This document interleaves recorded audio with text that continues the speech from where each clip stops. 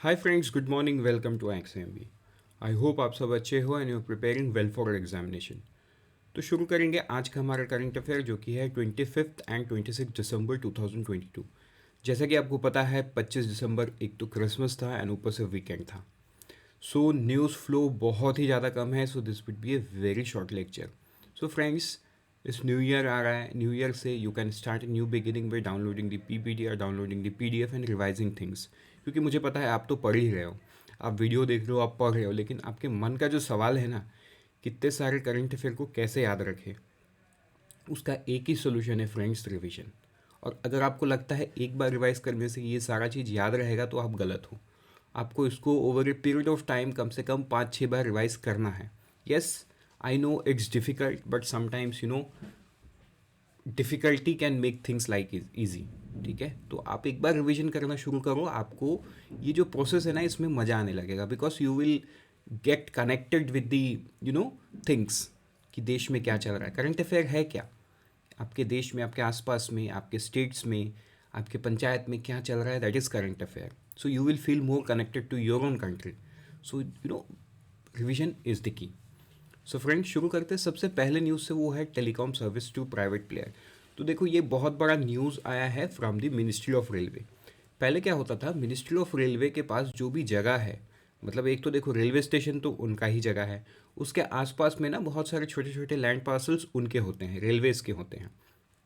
सो railways ने आज तक ये सारे लैंड पार्सल्स या रेलवे स्टेशन पे किसी भी प्राइवेट प्लेयर को अपना जो मोबाइल टावर है उनके इक्विपमेंट्स को लगाने नहीं दिए हैं। Only one company was allowed, वो है रेलटेल। रेलटेल जो है वो मिनिस्ट्री ऑफ रेलवे का ही कंपनी है, राइट। और ऊपर से क्या होता था ना, पहले 7% शेयरिंग होता था। अब आप बोलोगे कि हाँ, कहीं कहीं हमने देखा है। यस, बहुत छोटे छोटे सेगमेंट्स में वो अलाउ करते थे पोल पे लगाना, लेकिन वहाँ पे 7% रेवेन्यू शेयरिंग का मॉडल था, जिसके वजह से प्राइवेट प्लेयर कभी अट्रैक्ट ही नहीं हुआ, राइट। मतलब बहुत लिमिटेड, जहाँ पे उनके पास कोई ऑप्शन नहीं है वहीं पे वो लोग जाते थे, बाकी तो पूरे देश भर में कहीं नहीं जाते थे बिकॉज ऑफ दिस 7%। तो अब तो उन्होंने जो एग्जिस्टिंग ये जो 7% रेवेन्यू शेयरिंग है, इसको उन्होंने हटा दिया। तो चार्ज क्या करेंगे, अब होगा annual land use charges 1.5% of the market value of the land who would be enforced.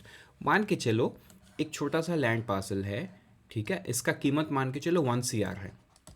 The current market value is 1 CR example. तो 1 CR का 1.5% मतलब 1.5 लाख, ये रहेगा इसका लैंड यूजेज चार्ज। ठीक है, सो ये एक बहुत this would prove to be a revolution. क्यों? क्योंकि देखो इंडिया में अभी 5G एक्सपैंड कर रहा है, तो ऑब्वियस सी बात है 5G इक्विपमेंट्स जो कि ज़्यादा है, बड़े हैं, इनको लगाने के लिए जगह चाहिए, प्राइवेट प्लेयर्स लाइक जियो, एयरटेल। तो अब इस समय पे रेलवे जब ऐसा कर रहा है, बिकॉज रेलवे एक तो पूरे देश में फैला हुआ है, ऊपर से रेलवे बहुत ही प्रोमिनेंट प्लेसेस में है। मतलब either there are some railway station which is एकदम बाहर है सिटी के, तो बाहर भी है तो कम से कम आउटस्कर्ट पे प्रोवाइड कर सकती हैं। अब क्योंकि रेलवेज में फुटफॉल ज़्यादा है और वहाँ पे यूजेज भी ज़्यादा है, तो वहाँ पे ये इक्विपमेंट्स को लगाने से कंपनी को कोई लॉस नहीं है बिकॉज ऑफ द फुटफॉल।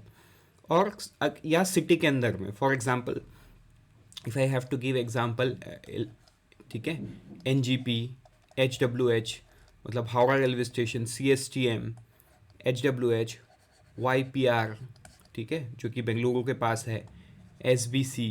तो ये सारे जो रेलवे स्टेशन है ये एकदम प्रोमिनेंट सिटी के अंदर में है, तो यहाँ पे लगाना मतलब सिटी के अंदर में सर्विसेज को और बेहतर कर देना। So probably in future this is going to play a major role. तो ये आपको याद रखना है, ये 7% से घट के अभी 1.5% of the annual land value of the ये हो गया है, market value of the land हो गया है।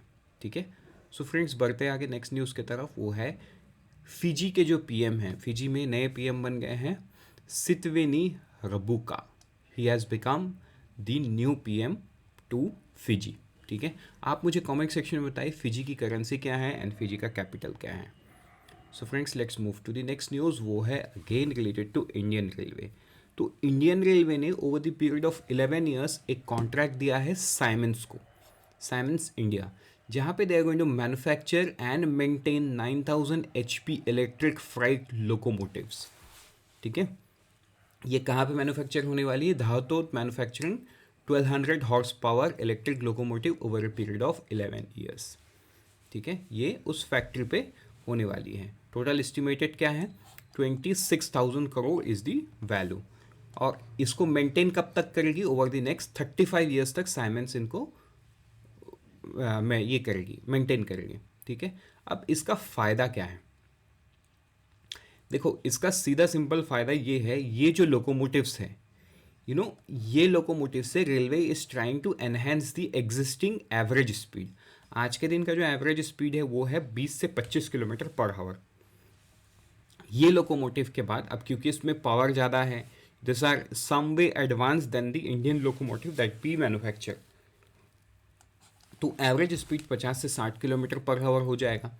तो जिससे क्या होगा, सिंपल सी बात है। और ऊपर से ये जो लोकोमोटिव ना, दे आर मतलब वो hauling container freight in double deck stack configuration of 4005 at 75 kilometre per hour at 1 in 200 gradient। मतलब एक जो वैगन है, राइट, उसके ऊपर में आपने देखा होगा कंटेनर रहता होगा। तो डबल स्टैक कंटेनर रहता है, मतलब रेलवे में लोड ज़्यादा रहता है। तो 2 या 3 लोकोमोटिव लगा के रखते हैं रेलवे वाले आज के दिन में। उसके बावजूद भी उसका जो स्पीड है ना वो स्लो रहता है। एग्जिस्टिंग क्या है? 20 से 25 किलोमीटर पर आवर, क्योंकि खींचने की क्षमता नहीं है, उतना टॉर्क नहीं है हमारे पास जो लोकोमोटिव्स हैं। So using this locomotives railway is trying to enhance it to 50 to 60 kilometre per hour. इससे क्या होगा, जो लाइन का यूजेज है ना वो बेटर होगा एंड एफिशिएंट होगा। और ये कहाँ कहाँ पे मेंटेन किया जाएगा? विशाखापट्टनम, रायपुर, खड़गपुर और पुणे, ये 4। ठीक है, आंध्र प्रदेश, छत्तीसगढ़, वेस्ट बंगाल, महाराष्ट्र, ये 4 स्टेट में फैले हुए 4 सिटी में ये नेक्स्ट 35 ईयर्स में इसको ये क्या मेंटेन किया जाएगा। ठीक है, एंड इसमें ऐसा भी प्रोविजन है कि सीमेंस इसको, देखो सीमेंस तो इंडिया में इसको बनाएगी। अब ऑब्वियस सी बात है, अगर इंटरनेशनल मार्केट में इसकी डिमांड रहेगी तो they can also export this locomotive to मतलब there is always a provision to manufacture and supply standard gauge locomotive for export market. तो बढ़ते हैं नेक्स्ट न्यूज़ की तरफ, वो है नेपाल्स न्यू पीएम। तो देखो, नेपाल के जो नए पीएम हैं वो है पुष्प कमल दाहाल प्रचंड। इनको नए प्राइम मिनिस्टर ऑफ नेपाल घोषित कर दिया गया है। नेपाल के जो प्रेसिडेंट हैं उन्होंने अपॉइंट कर दिया है, इनको प्रचंड बोला जाता है। ठीक है, सो वेरी इंपॉर्टेंट न्यूज़। और अगर हम जयंती की बात करें तो एनिवर्सरी जिसको बोलते हैं, 25 दिसंबर को it's the jayanti of Pandit Madan Mohan Malviya and Shri Atal Bihari Vajpayee. So let's first talk about Pandit Madan Mohan Malviya. ये 1861 में बॉर्न हुए हैं, राइट। ये इंडियन नेशनल कांग्रेस के 4 बार प्रेसिडेंट रह चुके हैं, मतलब आज़ादी के पहले की बात है। ठीक है, और मतलब सिंपल सी बात है, ये फ्रीडम फाइटर भी थे। 2004 में इनको भारत रत्न भी दिया गया है आफ्टर क्योंकि 2004 में पोस्टमसली इनको भारत रत्न भी दिया गया है। इनको महात्मा गांधी ने महामामा के नाम से बुलाते थे।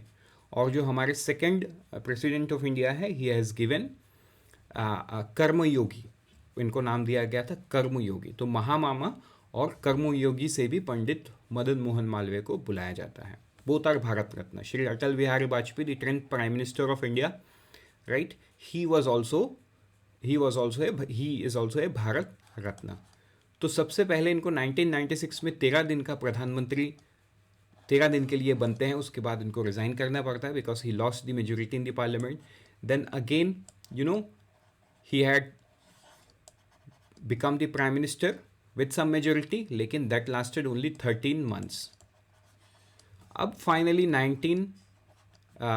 फाइनली उसके बाद 1999 में वो प्राइम मिनिस्टर बनते हैं फुल टर्म के लिए 2004 तक। उसके बाद मनमोहन सिंह बनते हैं प्राइम मिनिस्टर 10 साल के लिए। उसके बाद the current prime minister Narendra Modi who is in power.